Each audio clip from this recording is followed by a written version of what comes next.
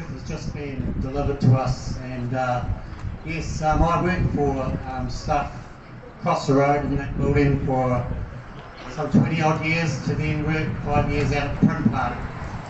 And I worked with a lot of the people in the organisation, reporters, journalists, photographers, across all the departments of the newspaper industry within the company's stuff, which went through a lot of ownership changes along the way as the newspaper industry were in decline. They had to, over time, reduce their staff numbers, reduce their costs with the advent of the internet and trade media and other competitors that started to take away their advertising revenue, etc. And so when I lost my job, because I chose not to get vaccinated, I'd done some research, I'd heard some stories, some real experience stories from vaccine injuries, just getting their vaccine and what had happened to them while they were in the waiting room, etc., etc. And I just made that decision not to get vaccinated. I didn't think it was worth the risk. Fortunately, I was in a financial position. I'd worked there for 25 years. I was financially sort of secure, but I saw others that weren't in the organisation. I had a workmate who lost his job. He wasn't as financially secure, and he was much more dependent on his job. So when they brought in the vaccination policy at stuff, they went through the proper process of staff feedback, etc.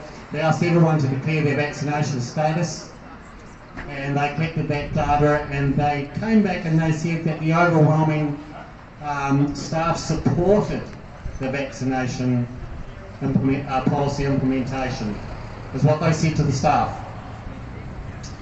So then they brought it in and they made a policy, and I had to go through some meetings with the managers, about the termination of my employment, etc.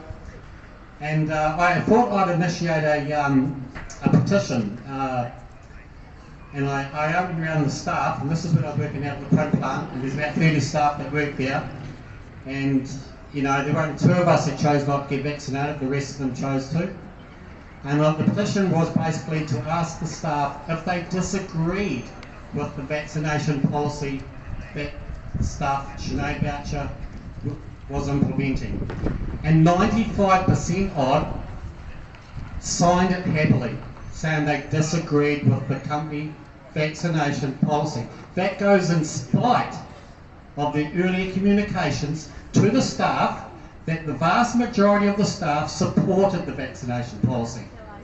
95% were willing to say they disagreed with it. Well, there's just a bit of a disconnect there, isn't there? Surely. On one hand, they're telling you the staff support, and then the petition, 95% saying they disagreed. So what's to you as well?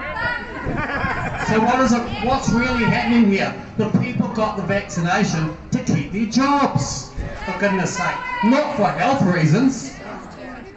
They didn't believe it. A lot of them were, cautious, had concerns like we are here today, that don't know what we know, but they still had concerns.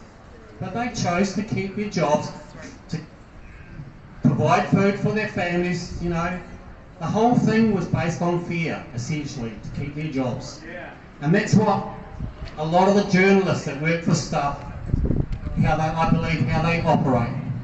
They fear for losing their jobs, they fear for getting a cross against their name, cross, a non-compliant cross, speaking up, going against the grain, It's easier to go with the flow than against the flow. Much more safe, isn't it, to keep your job? And I really appreciate what, and I don't know your name, Tiamara, what you had to say. That was like, it really hit hard with me, the truth about what you were saying about the media industry. The fact that they have to be completely neutral and independent and not subject to government grants. How dare the government give grants to the media? Isn't that a conflict of interest? Isn't that sort of, we know it's corruption, but why?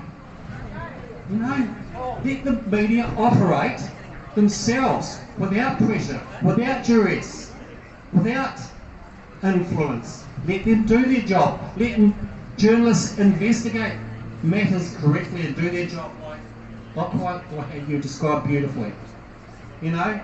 Not being woke, not living in fear of losing their job. So anyway, I just wanted to say that about my involvement with the staff company, and I'm ashamed now. I used to be proud of the fact that I worked for them. I was very thankful to be working with them for so long, you know, and to get financially secure.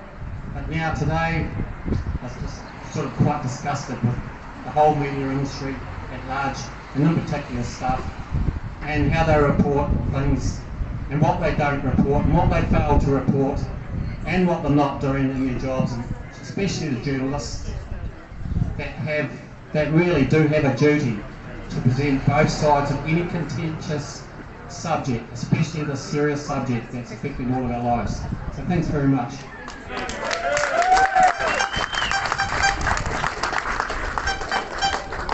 Awesome, Adrian, that's really, really good. Yeah, the many victims of this evil organisation. Now look, I've got one more guest speaker I'm asked to talk to.